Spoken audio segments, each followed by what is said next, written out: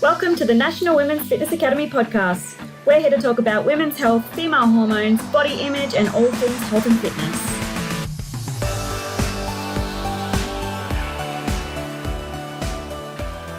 Hello girls, and welcome back to another episode of the Women's Fitness Academy's podcast. I'm your host, Siggy, one of the WFA's educators and a women's online coach. Today, I'm chatting with Juliette, who is a dear friend of mine, but also a kick-ass coach who's recently become a mum to our beautiful Jax. Now, for those who don't know Juliette, we actually spoke last year about her pregnancy journey, and today we are reuniting so we can speak about her experience of giving birth to Jax, what postpartum care looks like for her right now, and becoming okay with her new identity. Now, if you haven't listened to the previous episode, it's episode number 34, if I'm not mistaken. But yeah, Jules, welcome back, babe. Thank you for having me back. It's exciting. It's so good. I love it. So let's dive straight in. How was home birth for you? It was surreal. It's really hard to put into words a birth experience, I think. But I suppose I'm so glad I made the choice to have a home birth. As I said in the last episode, I'd never really thought about what my birth looked like prior to being pregnant. But when I fell pregnant, I just knew it wasn't going to be in a hospital setting and it wasn't going to follow the standard medical care that most people would be familiar with. It looked very different for me. But the birth itself, I couldn't have asked for a better experience in what was the most challenging experience of my life. Mm-hmm. You just can't put into words. Like, people will say you can't explain a birth, and you really can't. Everything went well. I had a water birth, so I had a pool set up, and it was beautiful. It was just me and my partner and our dog and my two midwives. And he came at 1:44 in the morning, and it's just a love that you can't even, it's totally indescribable becoming a mum and the way you feel. So yeah, it was beautiful. It was so beautiful. What was the prep like before the home birth? Yeah, so leading up to home birth, the birthing classes which I took were hypnobirthing, which was a lot about just being calm, being positive, and breath work, which was super helpful. But I tell you, when you're in the depths of it, like, it's so fucking hard. Like, I won't lie, having a baby is really hard. Yes, I was seeing my midwives, Mumma Toto midwives. They're amazing. And I had two midwives, so kind of like my primary carer, and then another midwife which came later in the birth. So I suppose what my birth looked like was I woke up really early in the morning with a bit of a sore lower back, or achy lower back. And then I suppose as the day progressed on, my pain or my discomfort sort of became more anterior, and I contacted my midwives. I let my partner know. I let one of my girlfriends know, who was also my birth support.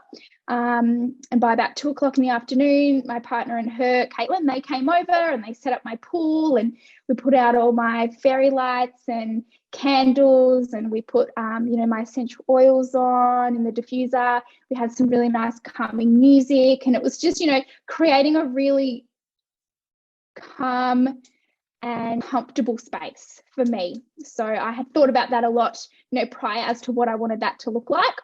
And being in the comfort of your own home, I'm laying on the couch, I've got the dog there, I'm watching TV. It was really just relaxing. And then by about 6 p.m, things started to kick off a little bit more, and James and I just kept doing what we needed to do at home. And it honestly wasn't until about 9:00 that we really told my midwife things were kind of progressing, and she listened to me on speakerphone, because obviously she doesn't need to come too early because she's just going to sit around hours otherwise. And she was like, oh yes, I think I need to come now. So she came. She was there by about 10:00, and I was definitely in active labour by, I would say, 9:00. And she did all my obs, and she was really happy with everything: heart rate, heartbeat, blood pressure, all of the normal things. had a bit of time on the couch, hopped in the shower, hopped in the pool. And then, yeah, he was birthed in the pool at 1:44 in the morning. It was a beautiful birth. He had the cord around his neck, but so many babies do when they're born, so it wasn't a big deal. We weren't stressed about it. She passed him through my legs, and yeah, it was amazing, like so amazing. So I'm really glad with my choice. And I think going into that, there was a lot of questions around, typically when people say, where are you having your baby, or those kind of standard questions, and people are a little shocked sometimes when you say that you're having a home birth. It's much more common and talked about now. It's not kind of quite so woo-woo, but it was, people just said strange things like insensitive. They didn't mean to be insensitive, but people would project their fear around home birth and birth in general onto me, and I knew that I'd made the right choice. I didn't let any of that faze me.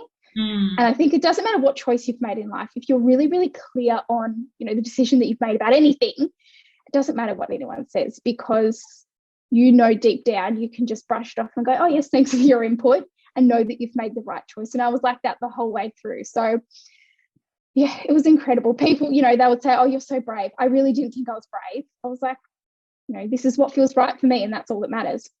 I love that you mentioned that. First of all, I have to make the point that Jax is a starseed baby because of him being born at 1 a.m. 44. He's an angel. He's a what? A starseed baby. Look it up later for those who are listening. Yes. If you're into spiritual woo-woo, you'll understand this. Second point was you letting us know that you didn't have that fear base when people were projecting their fear onto you.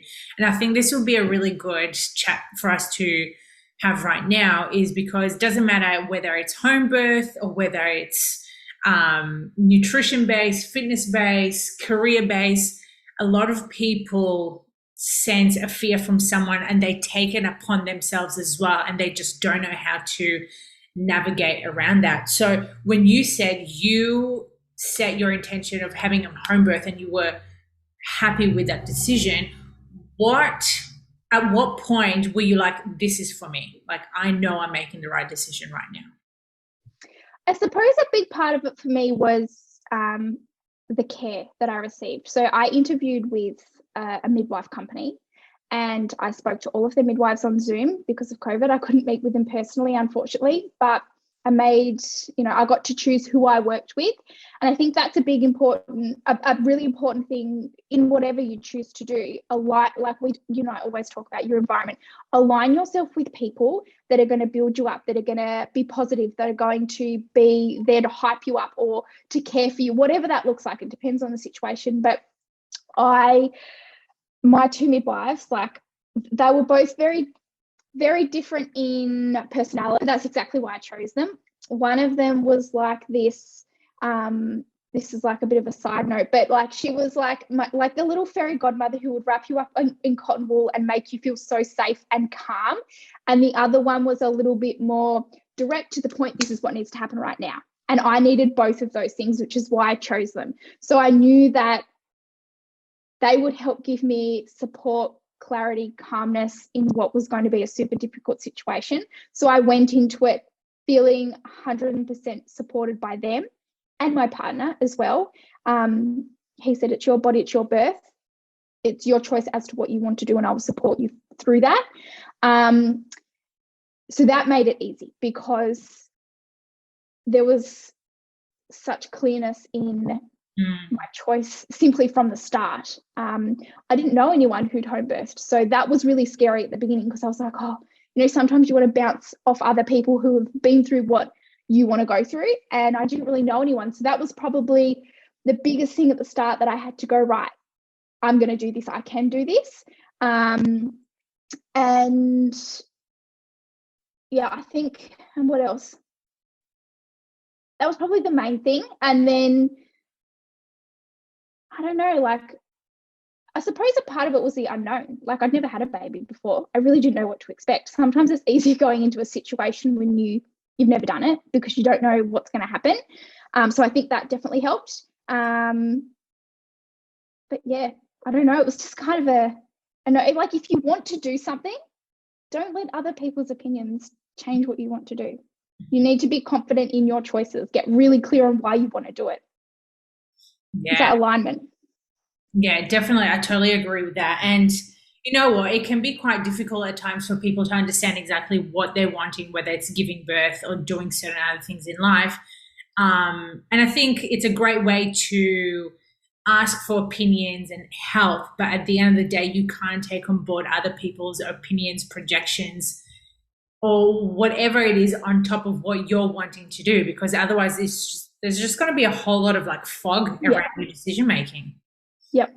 And I think, for me, I was focusing on the outcome. I was going into a situation which I'd never done before, but I knew it was going to be incredibly hard. But I wasn't focusing on the hard, because I would have gone into it totally overwhelmed and probably questioning whether or not I'd get through it.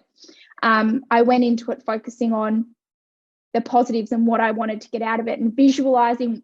I did a lot of visualization of what my birth would look like, and a lot of prep with all of my breath work, so that I knew I was going into it prepared. Yeah, I knew it was going to be challenging, but the outcome was really where I was focused, and that was the big positive and the light at the end of the tunnel. And that's in any journey, changing your physique, changing habits, changing your nutrition. It's hard, doing something that we've never done before. There's discomfort, there's challenge.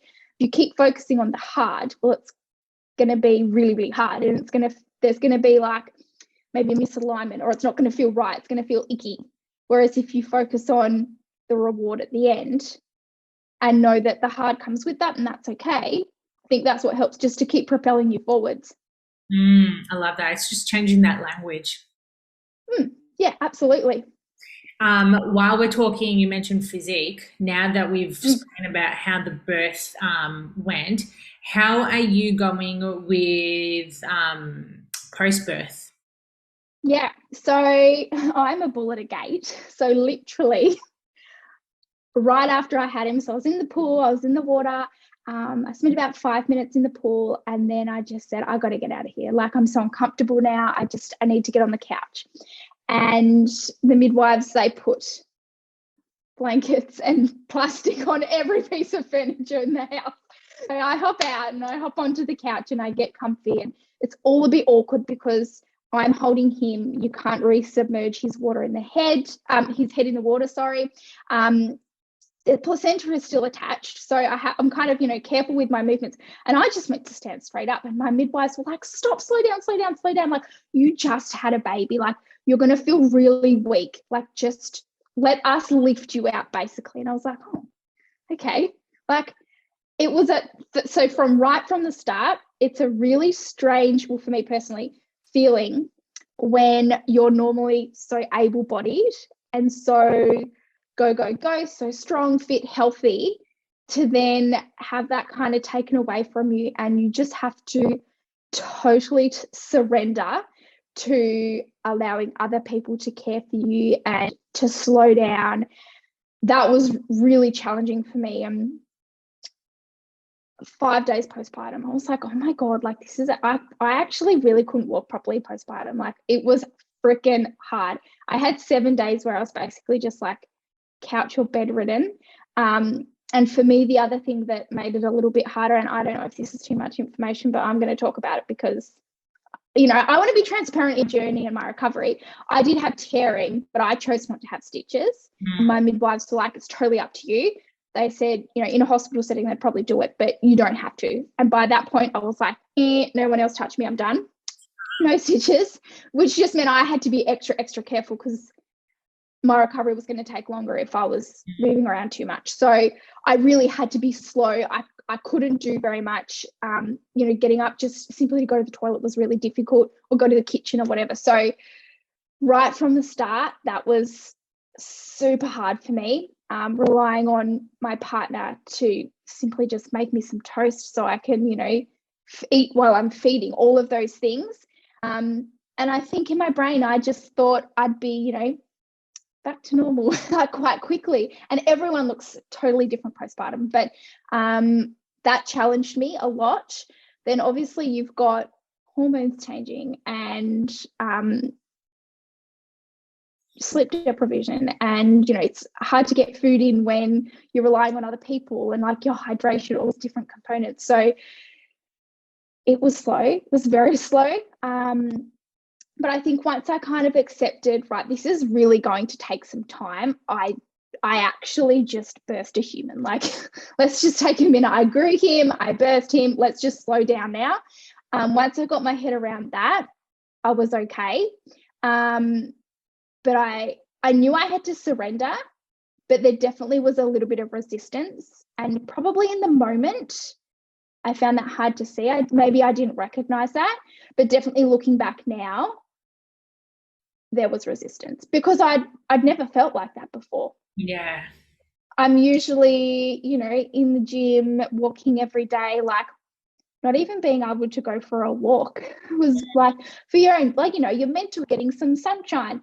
That was really hard. So I didn't go for a walk outside until I think I waited the first 2 weeks. So that was like day 1, week 3, let's go for a little walk. And when I walk, it was like 10 minutes around the block. I didn't go far, just simply for my mental health. That was really, really great, just to get out, get some sunshine and feel a little bit like my normal self again, because everything changed. Literally everything. And it's funny, well, it's not funny, it's really good to have a better understanding of what it's like post-birth, because I don't hear many women speak about this that much, or this openly about it as well. Sometimes women are very like quite conservative about it, and you know what, like that's totally fine, it's your experience. But I do feel as if more women need to speak up about this to just make it more normal to be able to have these conversations. And especially, as you said, for someone who's very independent, strong, you're a business owner, you were training hard at the gym, to where now, well, back then once you had Jax, you're like, shit, I can't even like leave the house without having some form of support. And it's just changing that mindset around it, going, cool, like life was like this back then, now it's completely different. Yeah. And that's been an evolving journey across, I suppose, lots of different components of what has happened in the last 14 weeks, from just accepting new expectations and what my new life looks like. And I think whether it's because people don't want to scare you, but being a mum to a newborn baby is fucking hard work. I love it. Like, it's the most rewarding job in the entire world, and I absolutely love it. But I think people don't speak out about how hard it is because they don't want to seem ungrateful. And it's okay to say that you're having a really freaking hard day and that you have not slept properly for the last 4 weeks or whatever, and you're exhausted, and I think another thing that's quite taxing is, particularly for, I can only speak from my experience, but for first-time child, every choice you make every day is a new choice. It's like going back to school and learning a new subject. I've never done it before.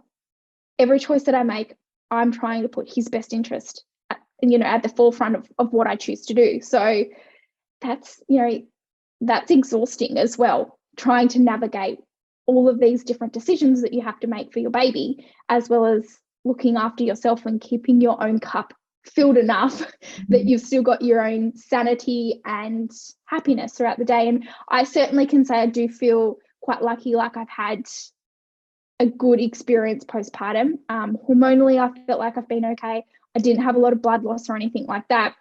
And then I suppose if I kind of from here pivot into, I suppose, like postpartum care and what I've chosen to do postpartum, I was really clear what I wanted. I didn't want any guests for at least the first 2 weeks. All of my friends were super understanding of that, but I didn't lay down the law. But when everyone messaged me to congratulate me, I said, thank you. I'll let you know when we're ready to have people over. I had to set that expectation, because otherwise people would have knocked on my door from day one. Mate, I don't want you in my house. I just had a baby.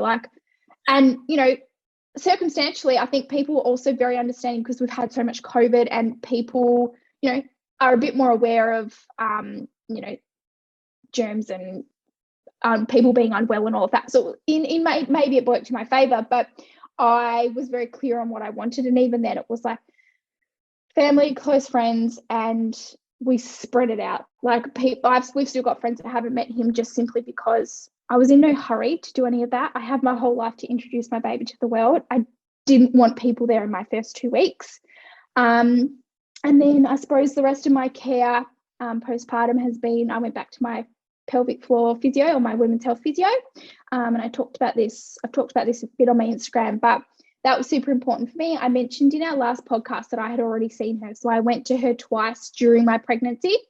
And surprisingly, this is something that I find a lot of mums don't and or haven't done.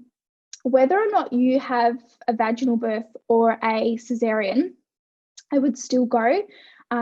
I think sometimes people think if they've had a cesarean, they don't need to go, but you've still grown and homed a baby for 9 months. So for me personally, it was a no-brainer.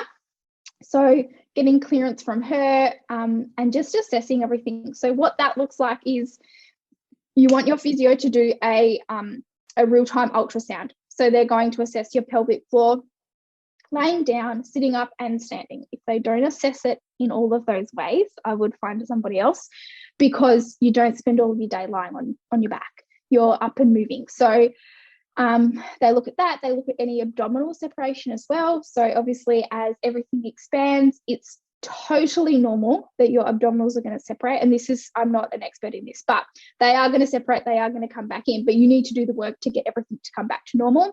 So I was quite fortunate that, so Jax was 3.4 kilos. So he was a healthy baby. And I definitely had a big bump, but I didn't put on a huge amount of weight during my pregnancy. So I had a little bit of abdominal separation, 1 centimetre, but that's considered normal up until 12 months postpartum. So having conversations like that and just getting reassurance that, where my body was at was totally normal. And if it wasn't, what steps do we need to put in place moving forwards? I like to have that reassurance, even though I understand my body very well. I know how to train my core. I've, worked, I understand biomechanics and anatomy and all of that. I'm not an expert in it. Like, postpartum care is not my field of expertise. So going to see somebody who knows more about it than I do was real important. And then I've done my bloods. So this was another thing. I put this on my Instagram last week. How many mamas have done their postpartum bloods? And more than half of women said that they hadn't done it.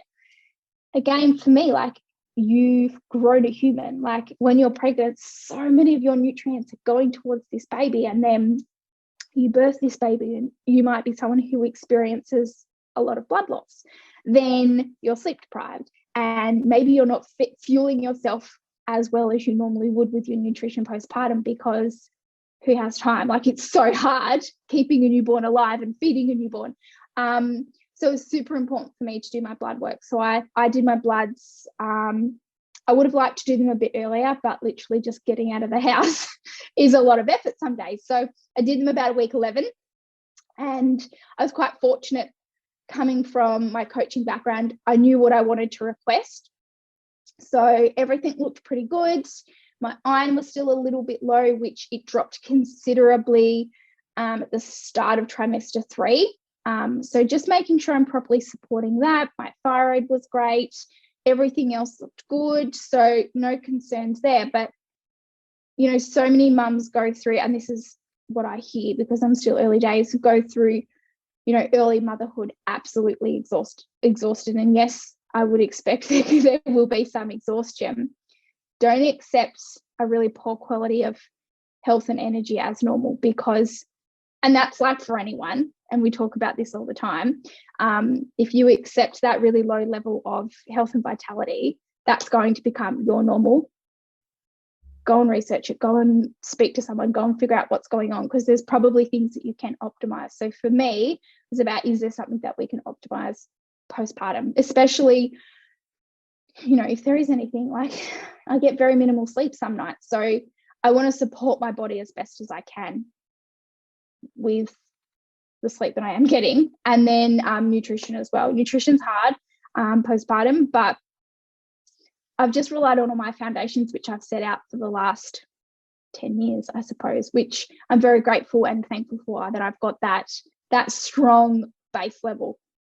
Nutrition is very personalized as well. I found of women, but that's a really interesting fact regarding getting the bloods done, because I don't think I've come across many pregnant women who have got their bloods done post pregnancy. So yeah, well, like, you know, like it would be normal that there's going to be some nutrient depletion. Yeah, I would expect, like, you know, you've so much of baby's number one when you're pregnant, everything's going to bubs, and then you kind of get what's left over, I guess. So again, if you're looking at your pregnancy and maybe you're somebody who's, you know, not been very well during your pregnancy and you've not eaten great as a result of that, or you've maybe not consumed enough calories simply because you've felt rubbish, well, you know, your body is going to, you know, that's going to pay off eventually. Like, you've got to replenish all of that and make sure that having your bloods done is allowing you to just double check everything.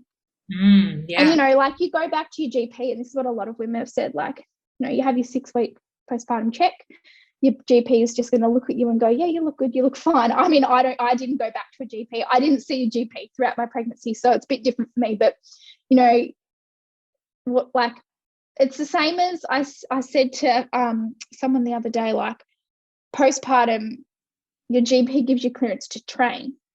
Someone asked me, like, did you get clearance from your GP or something? And I was like, no, like, I don't go to my GP. I don't, like, going to the dentist for a sore toe would be the same as asking my GP, can I train after pushing out a baby? Like, how does he know, or how does she know? Like, they don't, like, that they can't look at you and go, oh yeah, you're good to go. And they don't know your history. They don't know what you've been doing. Going and seeing someone, like I said, in that field that knows more about that exact thing, is going to, you know, to give you the recap, to give you a supplement protocol, to help you with your nutrition, to give you some movement, whatever that looks like. It's the same as when you're hiring a coach. You choose a coach who's aligned with your end goal. Is that bodybuilding? Is that powerlifting? Is that just gen pop? Like, you know, it's you're going to go and see the best person for the job. So your GP may not always be the best person for clearance for something, or to look at optimizing your blood work. If that makes sense. Yeah, it makes complete sense. I love how we're talking more regarding, like, what postpartum looks like for you right now. We've covered quite a bit regarding, like, the bloods. Obviously, nutrition is very personalized. Probably won't be something for us to, like, chat about today. But in terms of training and recovery, like, what does that look like for you right now? Yeah, so as I said, about week 3, I started just walking, very, very short walks to start with, because again, like, as I mentioned, you know, I've always been active, healthy, fit. I've always moved my body every day, but I didn't want to rush. I really had to not rush back to doing too much too soon. And for other people, it might be the opposite. You know, some people might not be used to doing very much. So that's, you know, it's easy to not do very much. But for me, I really had to kind of pull myself back and just be like, no, get all the foundations really strong first. So a little bit of rehab for my physio, my core. I also had a little bit of adductor pain. So me knowing my body, I knew that I just needed to work on my core and get my glutes firing properly and do some more mobility work. So once I integrated all of that, I did that for about 2 weeks. So really basic floor work, nothing out of control. Again, setting really strong foundations, which, you know, it's the same I would do with all of my girls before I get them doing anything too crazy. Understand the real basics first, then we can build, then we can add more. So after about those first 2 weeks, I started to integrate some slightly more challenging core movements and some slightly bigger compound movements, and all body weight to start with. As much as I want to be back deadlifting and squatting, I didn't touch a bar. I was still keeping it really basic. And then probably about week 8, started to add in more weights and started to push my movements a little bit more. Again, still really focusing on my core, my pelvic, my TVA, making sure I'm breathing through everything and not just racing through things. But then I suppose a big part of being a mum is every day looks different. I can't really schedule in my training for a set time. I might not even make it to the gym one day. I might get there and, you know, I might be there an hour, and I'm quite lucky I've got my own training space. But, you know, of that hour, I might only train 20 minutes because I have to keep attending to the baby. Do you know what I mean? Like I might have to stop to feed, or, he starts fussing and I've got to put him down for a sleep, or whatever that looks like. So my own expectations have had to come all the way down here, because absolutely I would love to be back in the gym 4 days a week, training like a boss, lifting, deadlifting, squatting. But the reality is that's just not going to happen. And if I set my expectation right up here, I would be so disappointed every week that I just wasn't getting my sessions done. So this is, for even outside postpartum, if you've got yourself a goal, you need to make sure that this is where you need to look at things realistically. If there's a set time frame that you want to get to X, Y, and Z, let's just use getting on stage as an example, not that that's my goal or anything. There's a time frame. You just have to do the work. You have to, no excuses, you have to get it done. But if you're juggling mum life, family life, a really high-end corporate job, a busy career, study, whatever that looks like, and you've set expectations that you continuously failing every week, you're going to continuously be disappointed. And so it just sets you up for, self-sabotage, because you just feel so disappointed in yourself. So yeah, for me, that it's been hard, because I love training. It's my outlet. It helps me feel like I'm me again.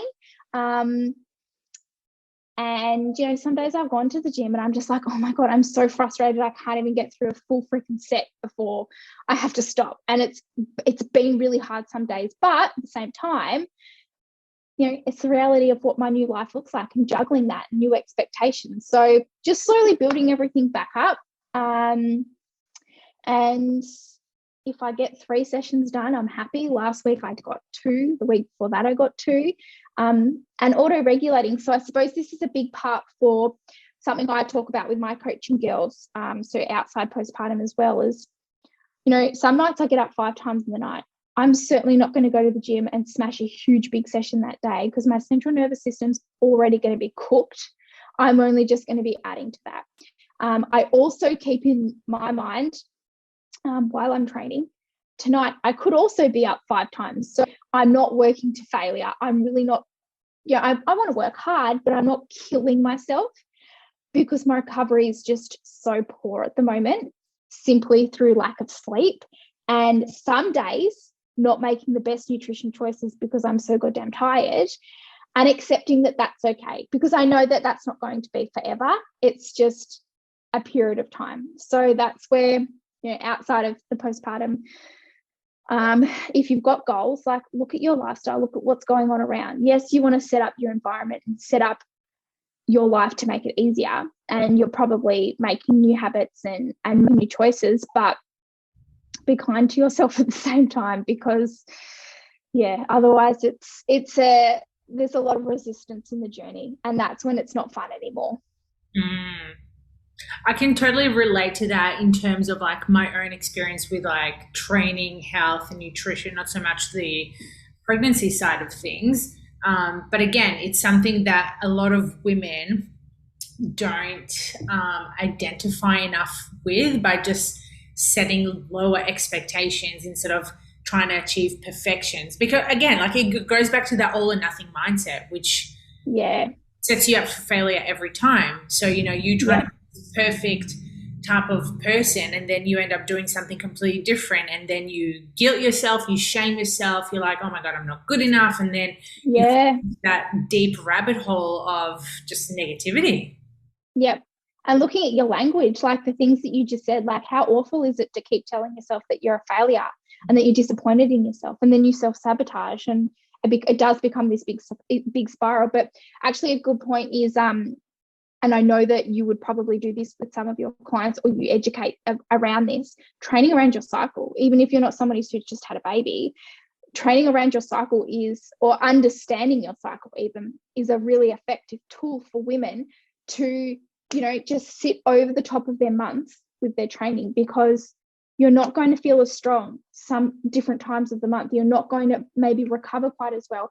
Maybe some days you need to auto-regulate and go, hey, I'm going to do some yoga today. I'm going to go for a walk, or you know what, I'm not going to do anything because my body is telling me I just need to rest. And that's okay. It's okay to rest. It's okay to be kind to yourself. It's okay to change your training schedule throughout the week, simply because life got in the way. And that's okay to do. So it comes back to that awareness, doesn't it? Understanding, and the more equipped you are going into the goal and the plan, the easier it becomes.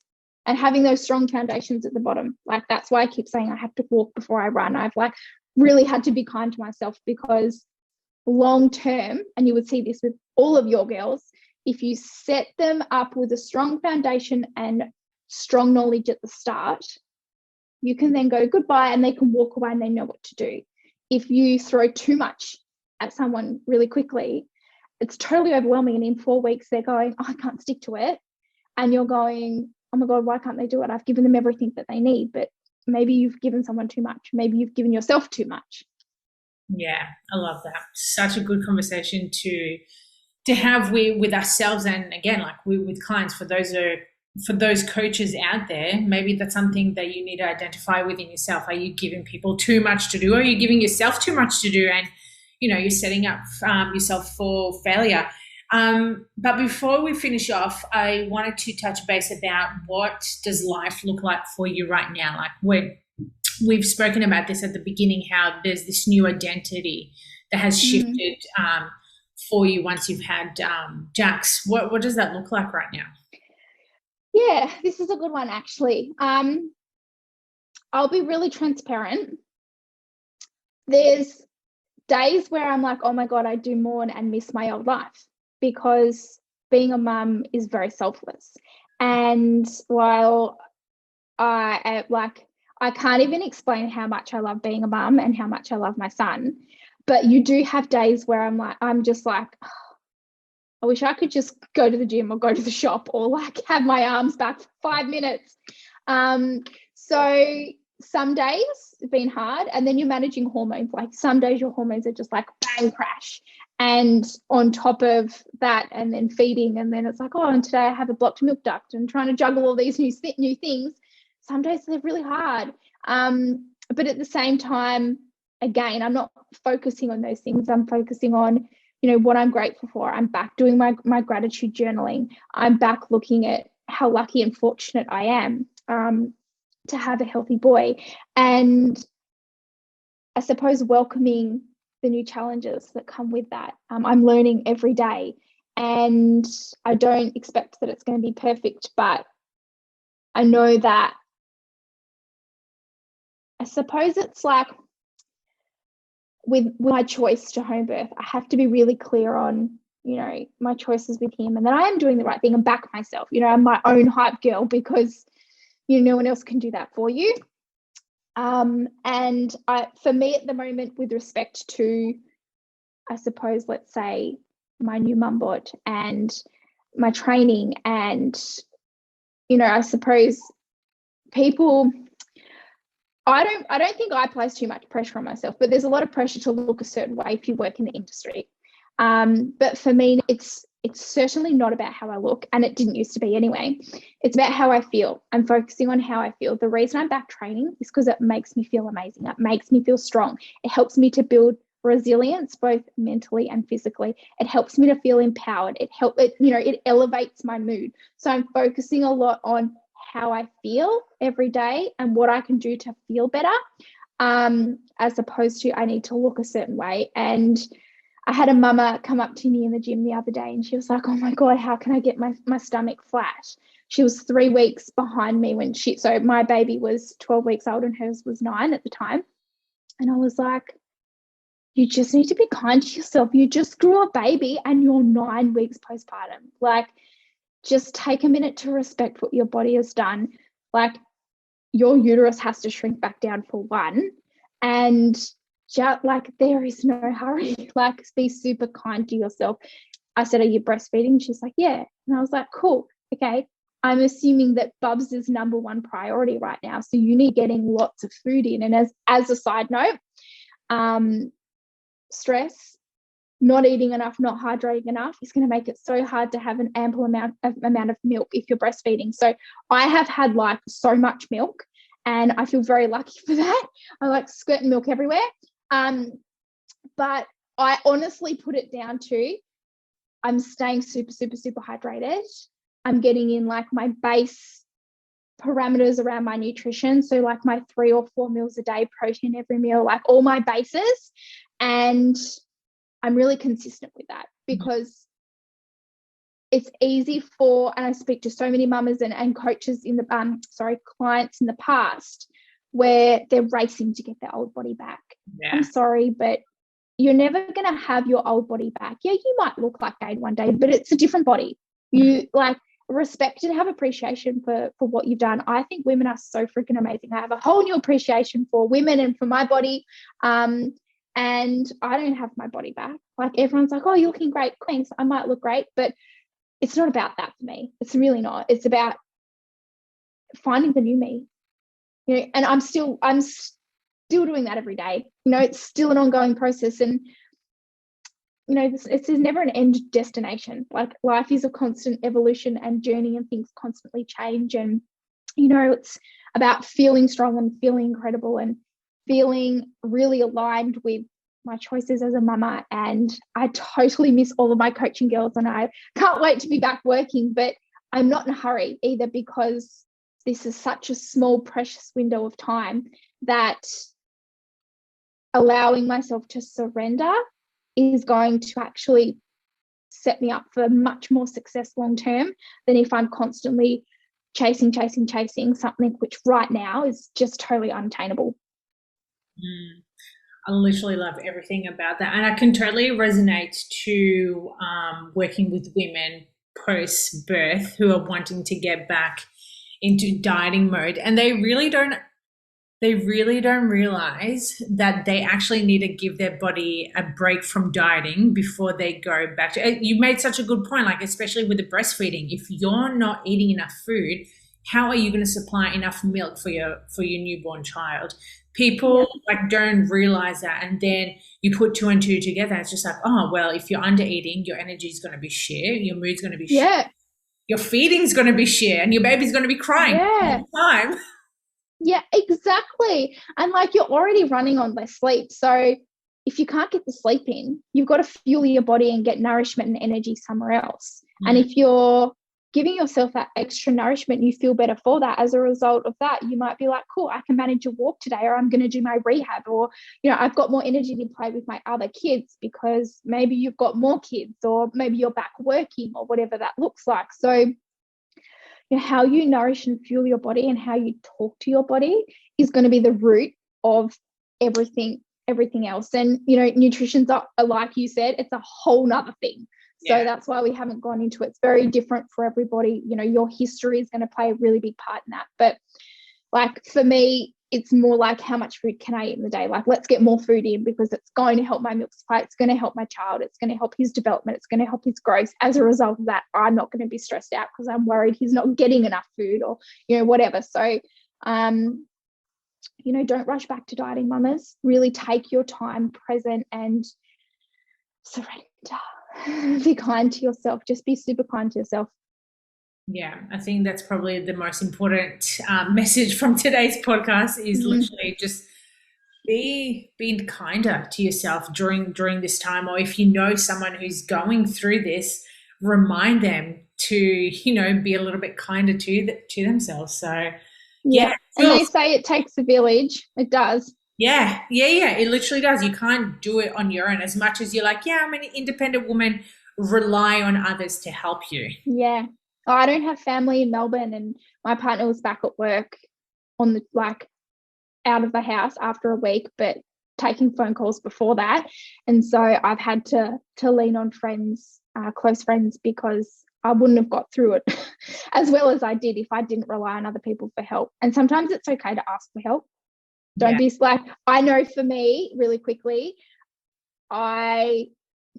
no one likes to feel like they're failing at anything. And I take a lot of pride in knowing that I'm doing well with things. So, you know, sometimes it's a bit of a kick to your pride to actually go, oh my God, I'm so defeated today. Like I've called a girlfriend at 10 o'clock at night when I've been by myself. I'm like, you have to come and help me. I'm sitting on the floor, like I'm sitting on the floor crying. I have a headache. My baby's crying. Please come help me. And she's been there to come and help me. So, you know, the journey has been very up and down. I'm not perfect. But ask for help. Definitely ask for help, guys. I love that. Such a good message for a lot of women to to just remind themselves that, you know, it's okay to ask for help. Yeah. Love that. So good. Jules, thank you so much for joining me again, babe. It was so much fun. Who knows? Maybe we'll have this conversation again in a year's time once Jax is 1 year old, and we'll be like, cool. What does life look like now? What now? I'll be chasing him around. I know, right? Oh my God, so good. Well, girls, if you enjoyed today's podcast, make sure that you recommend it, share it, tag us at the Women's Fitness Academy, tag myself, tag Jules, and then until next time, the ladies out there, be kind to yourself, you know, be respectful for your bodies, whether you are having a baby, whether you've had a baby, whether you're not, just be fucking kind to yourself. Yep. And if anybody does want to reach out and chat, I love talking with new mamas.